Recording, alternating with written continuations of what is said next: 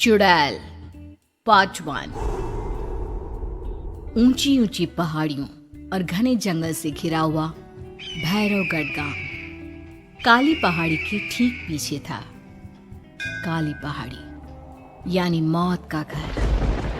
भैरवगढ़ गांव तक पहुंचने का रास्ता बेहद दुर्गम था। लगभग 24 घंटे घने तूफान और तेज हवाओं की वजह से वहां के वीराने माहौल की कहानियां लोगों के दिलों को दहला देती थी। ऐसे बहुत कम लोग थे जो भैरवगढ़ गांव तक जाने की हिम्मत करते थे। लोगों का कहना था कि इस गांव के आसपास बुरी आत्माओं का साया मंडराता है। गांव के रहने वाले लोगों ने वैसे तो अपनी आंखों से किसी बुरी आत्मा या साये को नहीं देखा था, लेकिन गांव का बच्चा बच्चा इस बात को महसूस कर सकता था कि गांव के ऊपर कोई तो खौफनाक साया मंडरा रहा है। और उसकी वजह ये थी कि उस गांव में जैसे ही कोई लड़का 18 साल का होता, उसके 18वें जन्मदिन की रात ठीक 12 बजे अकस्मात उसकी मौत हो जाती। हर बार ये मौतें बड़े ही रहस्यमयी ढंग से होती और इस बार सरपंच सुमेर के बेटे को 18 साल होने में अब बस 15 दिन बाकी थे। अजी सुनते हैं, हमारा बेटा भी कुछ दिन बाद 18 साल का हो जाएगा। कहीं वो डायन उसे भी खा गई तो? कैसी बातें कर रही हो? जब वो इस गांव में ही नहीं है तो कोई भी डायन या बुरा साया उसका कैसे कुछ बिगाड़ सकता है? उसे कुछ नहीं होगा। हाँ जानती हूँ, आपने उसे पढ़ाई के बहाने इस गांव से बाहर निकाल शहर भेज दिया है, लेकिन ये भी तो सच है ना कि वो बार बार यहाँ आने की जिद करता रहता है। वो चाहे कितनी भी जिद कर ले जानकी, पर मैं उसे इस गांव में कभी वापस नहीं आने दूंगा। मैं नहीं चाहता कि गांव के दूसरे लड़कों की तरह मेरे बेटे की भी अजीबोगरीब ढंग से मौत हो जाए। कभी कभी तो लगता है कि हम सब गांव वालों को हिम्मत करके अपने गांव को इस बुरी आत्मा से छुड़वा लेना चाहिए। लेकिन कौन जानता है आखिर वो खतरनाक साया किसका है? वो काली आत्मा कौन है जो रातों रात हमारे गांव के लड़कों को निगल जाती है? सुमेर और जानकी जब ये सारी बातें कर रहे थे तब रात के लगभग 10 बज चुके थे और हर रात की तरह भैरवगढ़ गांव एक भयानक काले तूफान की आगोश में था।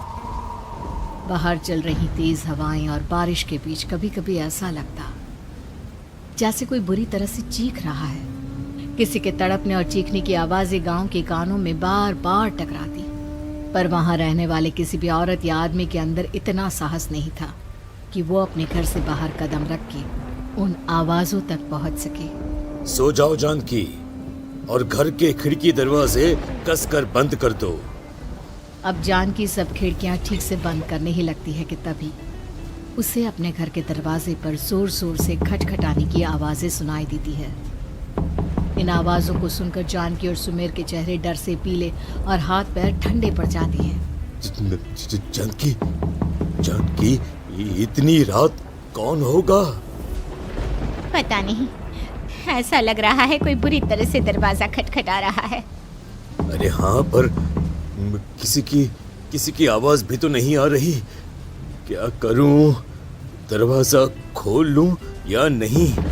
कहीं ऐसा ना हो कि किसी को हमारी मदद की जरूरत हो। लड़खड़ाते कदमों से सुमेर दरवाजे के करीब जाता है और अपने कान को दरवाजे पर रख धीरे से आवाज देते हुए पूछता है, कौन कौन है? कौन है वहां? तभी एक बेहद डराने वाली आवाज उसके कानों से टकराती है। दरवाजा खोलो, दरवाजा खोलो, वरना आज की रात इस गांव में कोई जिंदा नहीं बचेगा। मैं जानती हूँ तुम्हारा बेटा 18 साल का होने वाला है। अगर उसकी जान की जरा भी परवाह है तो दरवाजा खोल दो। इस आवाज को सुनते ही सुमेर घबरा कर पीछे हट जाता है और जानकी को पूरी बात बताता है। कहीं वो डायन हमारे घर तक तो नहीं पहुंच गई? अब हम क्या करेंगे? मुझे दरवाजा खोलना ही होगा जानकी। मेरे पास अब कोई रास्ता नहीं है। इतना कहकर सुमेर डर से अपनी दोनों आंखें कसकर बंद करता है और कांपते हाथों के साथ झटके से दरवाजा खोल देता है। तभी किसी के जोर से हंसने की आवाज सुमेर और जानकी को सुनाई देती है। उस आवाज को सुन दोनों दरवाजे की तरफ देखते हैं और सामने अपने बेटे राहुल को खड़ा देख दंग रह जाते हैं। राहुल के हाथ में उसका मोबाइल होता है जिसमें से वो आवाज बज रही थी। ये क्या मजाक है? और तू यहाँ, तुझे मना किया था ना गांव में आने को, समझ में नहीं आता क्या? 18 साल का होने वाला है तू। माँ, आप लोग भी पता नहीं किन अंधविश्वास भरी बातों पर भरोसा करते हैं। क्या मैं अपने घर नहीं आ सकता? आप लोगों से नहीं मिल सकता? देख बेटा, हमने तुझे किसी वजह से ही इस गांव से दूर रखा था और यहाँ आकर तूने अच्छा नहीं किया। चल चल चल, मैं तुझे अभी के अभी वापस शहर छोड़कर आता हूँ। ओफो पापा, आप बेकार की बातों से परेशान हो रहे हैं। बाहर इतना तेज अंधड़ तूफान चल रहा है, कहीं जाने की जरूरत नहीं है। मैं बस आप लोगों से मिलने आया हूँ, कुछ दिन रहकर चला जाऊंगा। दिमाग खराब हो गया है इस लड़के का, नहीं जानता कि इस गांव में ये सुरक्षित नहीं है। किसने कहा था तुझे यहाँ आने को? ये आवाजें सुन, बाहर से जो आवाजें आ रही है तुझे सुनाई नहीं देती क्या? अरे माँ, जब जोर से तूफान चलता है, तेज हवाएं चलती हैं, तो इसी तरह की आवाजें आती हैं। ये बहुत नॉर्मल है माँ। नॉर्मल होगी तेरे लिए बेटा। 4 दिन शहर में पढ़कर आया है तो अपने माँ बाप की बात नहीं मान सकता। माँ, मुझे अभी बहुत जोरों से भूख लगी है, पहले कुछ खिला दो, और रात भी बहुत हो गई है। हम इस बारे में कल बात करते हैं, ठीक है? राहुल के वापस आ जाने से जानकी और सुमेर की आंखों की नींद उड़ गई थी। खाना खाने के बाद राहुल तो अपने बिस्तर पर जाकर सो गया, लेकिन जानकी और सुमेर पूरी रात उसके कमरे के बाहर पहरेदारी करते रहे। उन्हें पल पल इसी बात का डर था कि कहीं उनके बेटे को कुछ हो ना जाए। रात बीतती है, सुबह का सूरज निकलता है। अब जैसे ही वो राहुल को नींद से जागते देखते हैं तो उन दोनों के दिल को सुकून मिलता है। अरे माँ, पापा, आप अभी तक यहीं बैठे हैं? क्या पूरी रात सोए नहीं? जिनके जवान बेटे की जान को खतरा हो, उन माँ बाप को नींद नहीं आती बेटा। अब तो वापस शहर चला जा। देखो माँ, मैं किसी जरूरी काम से इस गांव में आया हूँ, और वो काम पूरा होने के बाद मैं खुद यहाँ से चला जाऊंगा। काम? गांव में तेरा क्या काम है?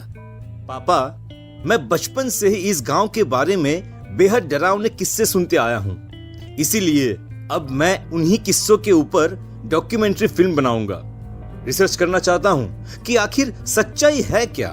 हे भगवान, लो जी, सुन लिया, और भेजो इसे पढ़ने के लिए शहर। मैंने आपसे पहले ही कहा था, मेरी बहन के पास दूसरे गांव भेज दो।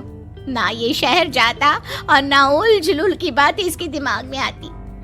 जानकी और सुमेर राहुल को समझाने की बहुत कोशिश करते हैं, पर वो किसी की बात नहीं सुनता और अपना कैमरा लेकर गांव की पास वाली काली पहाड़ी की तरफ निकल जाता है। अब राहुल जैसे ही काली पहाड़ी पर पहुंचता है, उसकी नजर पहाड़ी के ठीक बीचों बीच बनी एक पुरानी झोपड़ी पर पड़ती है। यहाँ भी कोई रहता है क्या? ये इंटरेस्टिंग होगा। राहुल की आवाज पहाड़ों से टकराकर उसके कानों में सुनाई दे रही थी। उसने चारों तरफ का नजारा देखकर वहां की तस्वीरें अपने कैमरे में उतारना शुरू कर दिया। तभी अचानक राहुल ने अपने कैमरे में खींची हुई तस्वीर को जूम करके देखा और उसमें उसे जो नजर आया वो देखकर राहुल की होश उड़ गए। क्या सचमुच उस गांव के ऊपर किसी बुरी आत्मा का साया था? क्या राहुल की जान बच पाएगी? क्या देखा था राहुल ने उस फोटो में जिसे देखकर वो दंग रह गया?